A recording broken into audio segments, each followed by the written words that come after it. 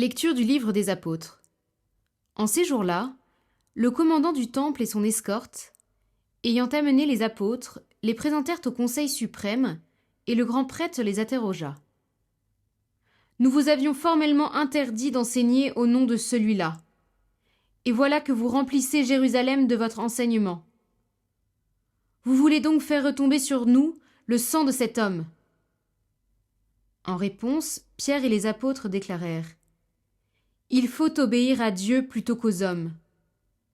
Le Dieu de nos pères a ressuscité Jésus, que vous aviez exécuté en le suspendant au bois du supplice.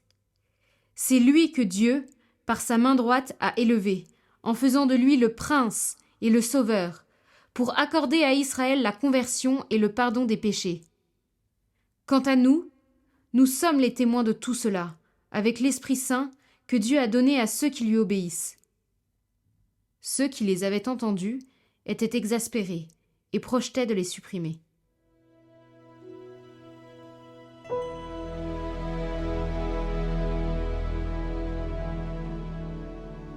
Un pauvre cri, le Seigneur entend. Je bénirai le Seigneur en tout temps, sa louange sans cesse à mes lèvres. Goûtez et voyez, le Seigneur est bon. Heureux qui trouve en lui son refuge. Le Seigneur affronte les méchants pour effacer de la terre leur mémoire. Le Seigneur entend ceux qui l'appellent, de toutes leurs angoisses, il les délivre. Il est proche du cœur brisé, il sauve l'esprit abattu. Malheur sur malheur pour le juste, mais le Seigneur chaque fois le délivre. Un pauvre cri, le Seigneur entend.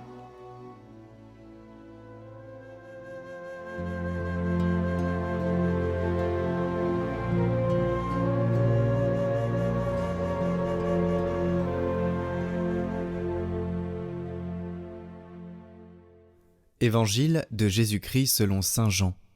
Celui qui vient d'en haut est au-dessus de tous. Celui qui est de la terre est terrestre, et il parle de façon terrestre. Celui qui vient du ciel est au-dessus de tous. Il témoigne de ce qu'il a vu et entendu, et personne ne reçoit son message. Mais celui qui reçoit son témoignage certifie par là que Dieu est vrai. En effet, celui que Dieu a envoyé dit les paroles de Dieu, car Dieu lui donne l'Esprit sans mesure. Le Père aime le Fils, et il a tout remis dans sa main. Celui qui croit au Fils a la vie éternelle. Celui qui refuse de croire le Fils ne verra pas la vie, mais la colère de Dieu demeure sur lui.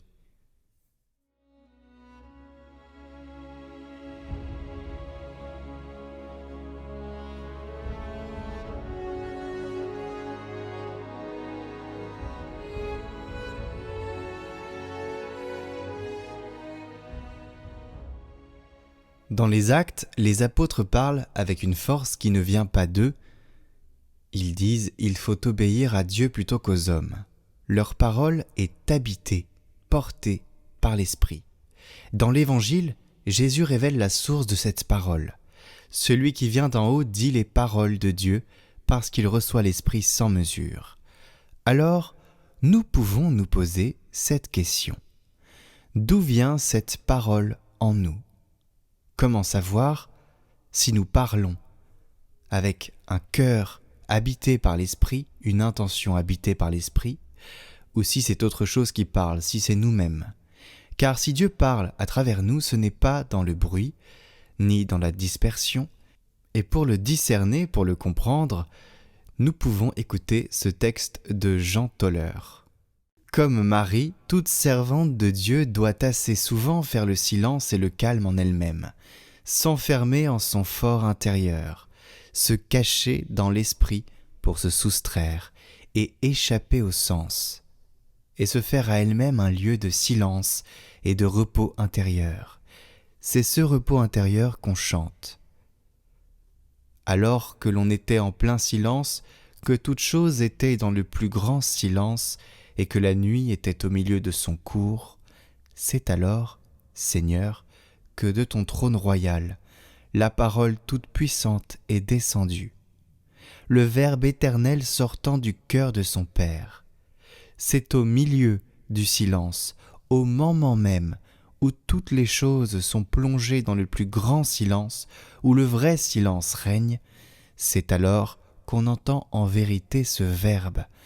Car si tu veux que Dieu parle, il faut te taire.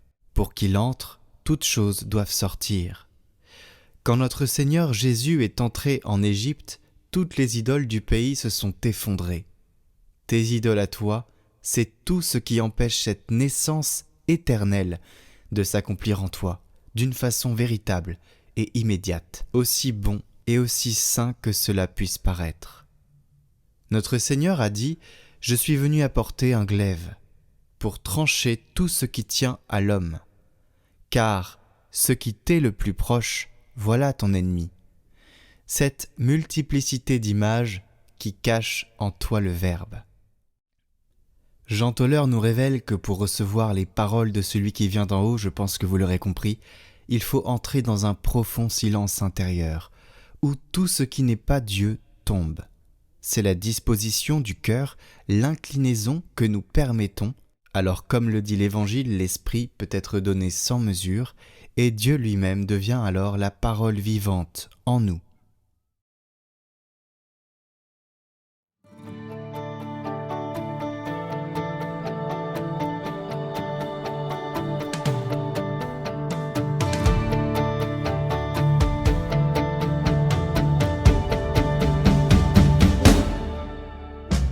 Lumière dans nos vies, Emmanuel, ton nom est Dieu avec nous.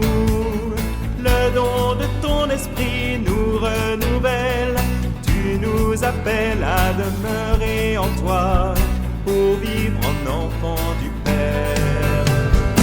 Lumière dans nos vies, Emmanuel, ton nom est Dieu avec nous.